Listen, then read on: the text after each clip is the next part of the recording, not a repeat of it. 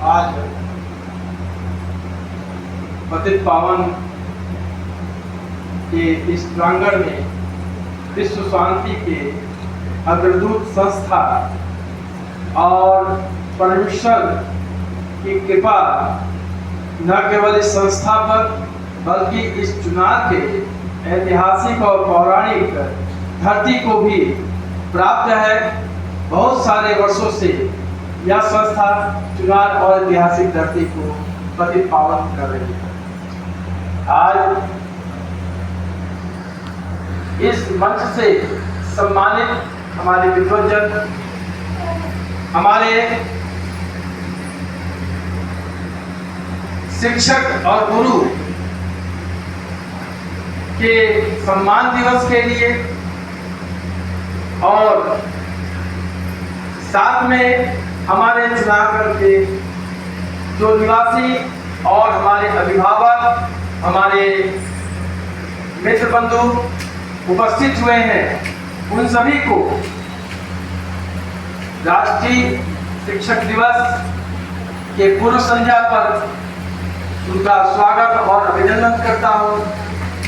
साथ में यह एक संयोग और अद्भुत संगम है कि आज हम नशा मुक्त भारत अभियान से भी अपने शिक्षक दिवस को जोड़ पाने में सफल हुए हैं और यह कार्यक्रम भी उसी संदर्भ में दोनों संगमों का एक अद्भुत मिलन इस प्रांगण में हमें देखने को मिला है। इस सभी के लिए हमारे इस संस्था के जो दीदी हैं, हमारी संस्था के कर्मठ जो हमारे भाई साहब लोग हैं, इन लोग का एक बहुत बड़ा योगदान है जो कि यह संस्था को समाज के लिए समर्पित किए हुए हैं और इस नशा मुक्ति भारत अभियान के लिए कमर कसे हुए हैं और संकल्प लिए हुए हैं।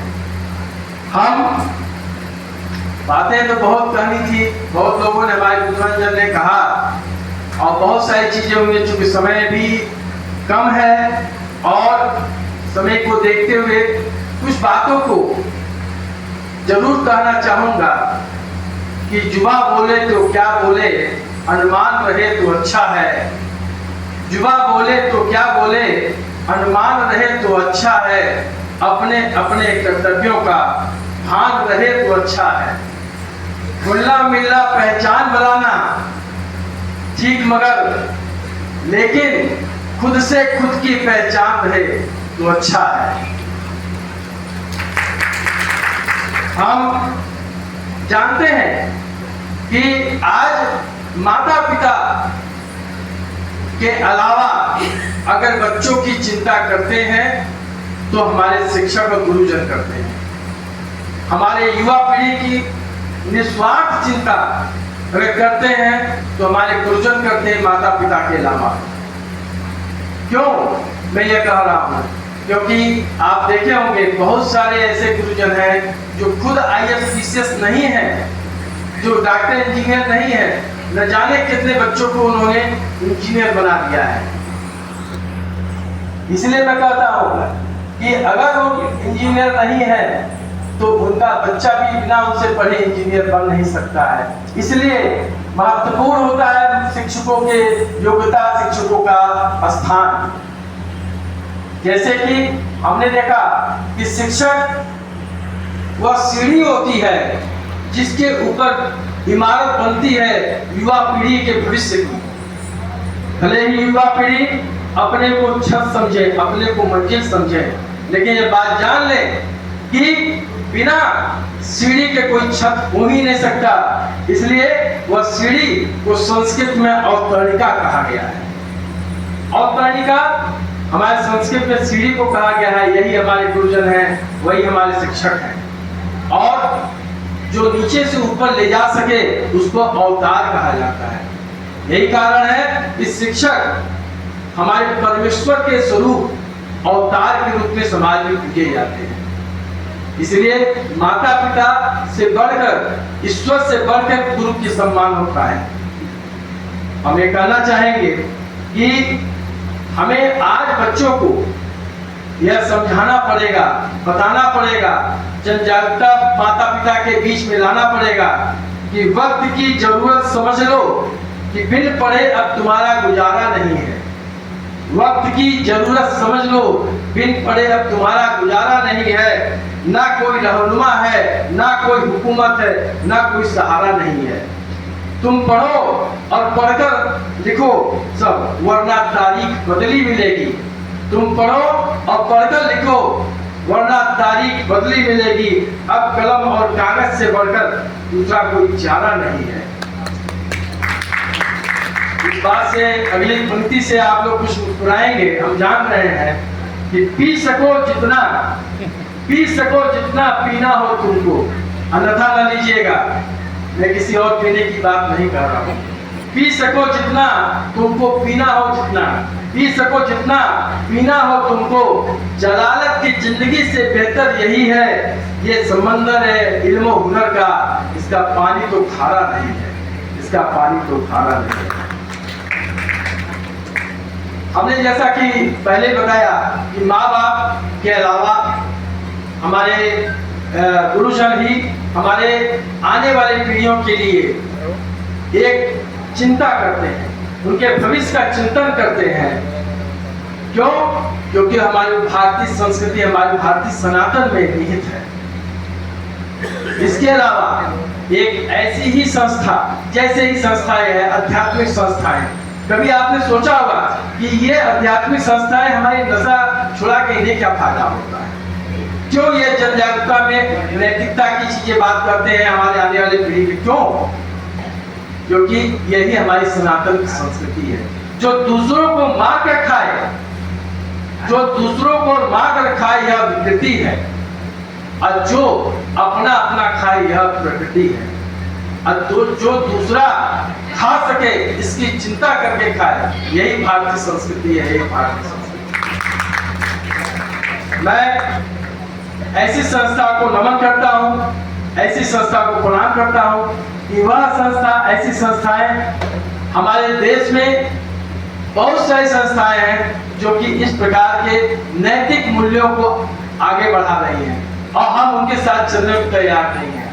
आप यहाँ इसका ज्वलंत उदाहरण देखेंगे कि इस सभा में बहुत लोग आए और धीरे धीरे करके बहुत लोग चले गए। वही लोग रुके हुए हैं जो इस संस्था के आध्यात्मिक कुंजित दीपक से जुड़े हुए हैं और इस संस्था के दिए हुए उपदेशों से, उनके मन में मूल्यों से, सनातनी धर्म के प्रवचनों से और सनातन के जो पीढ़ीगत पीढ़ी जो हमारी परंपरा है उससे जुड़े हुए हैं। ऐसे ही लोगों के द्वारा आज यहाँ समझ बैठकर लगातार अपनी धैर्य क्षमता का साहस दिखाकर हमें सुन रहे हैं और हमें आशीर्वाद भी दे रहे हैं कि किस चीजों को हम आगे बढ़ा सकते हैं, कि आने वाली पीढ़ियों को कैसे हम आगे ला सकते हैं। मैं कहना चाहूंगा कि हमारी जो आने वाली पीढ़ियां हैं, ये जो नशा से ग्रस्त हो चुकी है पीढ़ियां हमारी, उन्हें हमें रोकना होगा, उन्हें हमें ऐसी दिशा देनी होगी। आपने यह सोचा होगा कि आज हम नशा मुक्त भारत अभियान की बात करते हैं, हमारे मन में ये बात आती है कि हम नशा ही क्यों करते हैं ऐसी गंदी चीजों का। जैसा कि हमारे सुंदर भाई साहब ने भी, हमारे प्रोफेसर कृष्णकांत शुक्ला जी ने भी इस बात की ओर इंगित किया कि हमें नशा तो होता है क्योंकि मनुष्य है, मनुष्य के मन चंचल होते हैं, वो किसी न किसी चीज में लिप्त होना चाहता है। तो हमें अच्छी चीज नहीं मिलेगी तो हम बुरी चीजों में लिप्त हो जाएंगे, इन्होंने कहा। लेकिन आखिर में ये जिंदगी में क्यों ऐसा हम करने में मजबूर होते हैं? समय उसको मिलता है जो जिसे ऊंचाइयां नहीं मिलती हैं, जिसे काम सही नहीं मिलता है, क्योंकि जवानी ऊंचाइयां मांगती है, जवानी ऊंचाइयां मांगती है। हम गिरे नहीं मिलने पर गिरे हुए चीजों में फंस जाते हैं। इन जवान युवा पीढ़ी को हमें ऐसे पथ प्रदर्शक बन के खड़ा होना पड़ेगा जिससे कि वह ऊंचे से ऊंचे कार्य कर सके। समाज में नाम का नशा होना चाहिए, देश की भक्ति का नशा होना चाहिए, समाज में, परिवार में अपने आने वाली पीढ़ियों को राह दिखाने का नशा होना चाहिए। अगर ये नहीं रहेगा तो हमारे आने वाली पीढ़ियां इस प्रकार की नशा से ग्रस्त हो जाएंगी। रोकनी होगी अब यह बर्बादी, रोकनी होगी अब बर्बादी, बदलना होगा अब यह जमाना। आओ मिलकर कदम उठाए, नशा मुक्त भारत है बनाना। खुद भी जागे, खुद भी जागे, औरों को जगाए, नशा मुक्त ये समाज बनाए। इसकी लत से मारे ही है सब, ये बात हम सबको समझाएं। कसम ये आओ मिलकर खाएं, जैसा कि यहाँ पर हमें हम लोगों को प्रतिज्ञा दिलाई गई। कसम ये आओ मिलकर खाएं, हमको है यह कर्तव्य निभाना। आओ मिलकर कदम बढ़ाए, नशा मुक्त भारत है बनाना। अगर समय रहते ठोस कदम हम नहीं उठाएंगे तो यह नशा हमारे समाज को, न केवल व्यक्ति को बल्कि हमारे समाज को कैंसर युक्त कर देगा, गंदी चीजों में लिप्त कर देगा। क्यों? किसी ने कहा है कि शकल पर झुर्रियों के संग, शकल पर झुर्रियों के संग घली सेहत कहर देगा। धुएं का संग जीवन में धुएं सा असर देगा। जिसे समझा है तूने, जिसे समझा है तूने गम बुलाने की दवा। लोग कहते हैं गम बुलाने में मैं नशा करता हूँ, गम बुलाने की नशा करता हूँ, कभी खुशी में नशा कर लेता हूँ। जिसे समझा है तूने गम बुलाने की दवा, जहर है वही सौगात जो हमें जीवन में कैंसर देगा, जो हमें जीवन में कैंसर देगा। यह नशा तो शौक से शुरू किया जाता है और गम में बदल जाता है। यह नशा शौक से शुरू किया जाता है, गम में बदल जाता है। कहते हैं कि बस एक कदम गलत राहे शौक में, बस एक कदम उठाता राहे शौक में, मंजिलें तमाम उम्र ढूंढती रही। अर्थात हमें शौक में जो हमने कदम उठा लिए हैं और जिंदगी भर जो मंजिल हमने तय की थी, हमारे माता पिता ने तय किया था, हमारे समाज ने तय किया था, आने वाले पीढ़ियों के लिए तय किया था, वह मंजिल जीवन भर ढूंढती रह जाती है। उस मंजिल को प्राप्त न करके हम नशे में लिप्त हो जाते हैं। ऐसे आने वाले पीढ़ियों को हमें नशा से दूर रखना है। मैं तो सुंदर भाई साहब से यह भी कहना चाहूंगा और इस संस्था से भी कहना चाहूंगा, देश के संस्कार से भी कहना चाहूंगा, क्यों ना हम ऐसे समाज का निर्माण करें, क्यों ना हम ऐसे समाज का निर्माण करें जिस समाज में हमें नशा मुक्त भारत अभियान चलाना ही न पड़े, हमें नशा मुक्त भारत अभियान चलाना न पड़े, हमें नशा विस्मृत अभियान चलाना पड़े, हमें नशा विस्मृत भारत अभियान चलाना पड़े। वो तभी हो सकता है जब हम नए युवा पीढ़ी को ऐसे कार्य दे सके, ऐसे ऊंचाइयां दे सके, ऐसे हम उनको अपने संस्कृति में लिप्त कर सके, तो वह विस्मृत हो जाएगा। वो नशा वो जानेगा नहीं। आप देखेंगे, आप बड़े से बड़े लोग जो ऊंचाइयों पे शिखर पे बैठे हुए हैं, उनको नशा करने का वक्त नहीं होता है, तो वो 24 घंटे उस नशे में लिप्त रहते हैं, जिस नशे से देश का, समाज का, परिवार का, सबका भला होता है। इसलिए हम फिर से आह्वान करेंगे कि हम अपने पीढ़ियों को, अपने बच्चों को अच्छे कामों में लगाएं, उनको इतना व्यस्त रखें अच्छे कार्यों से कि वह नशा करना ही भूल जाएं। उनको 10 मिनट का समय भी न मिले कि हमें नशा क्या चीज होती है। इसलिए नशा मुक्त भारत अभियान की जगह पे अगला चरण होगा नशा विस्मृत भारत अभियान। ये मेरी अपनी सोच थी। बाकी आगे हम जैसा भी आप लोग कहेंगे नशा मुक्त भारत अभियान के लिए हर कदम पे कदम मिला के चलूंगा। मैं अंतिम अपने विचारों के पड़ाव पे आया हूँ और कहने को तो बहुत कुछ था, मैं फिर भी कुछ बातें कह के जाऊंगा जरूर, ताकि और समाज तक पहुँच सके, हमारे देश नगरवासी पहुँच सके, क्योंकि हमारी जन्मभूमि है, हमारी मातृभूमि है। इससे मुझे इस माटी से प्रेम है, यहाँ के लोगों से प्रेम है। इसके लिए मैं जीवन भर समर्पित रहूंगा और हमेशा इसके लिए जो भी कुछ करना होगा मैं करने का प्रयास करूंगा। क्योंकि इसके पहले मैं कुछ शिक्षक था, 14 साल तक शिक्षक का मैं कार्य किया, बच्चों को पढ़ाने का काम किया, उनको संस्कार देने का प्रयास किया। हम बच्चों को शिक्षा तो देते हैं लेकिन संस्कार नहीं देते हैं, उनको विद्या नहीं देते हैं।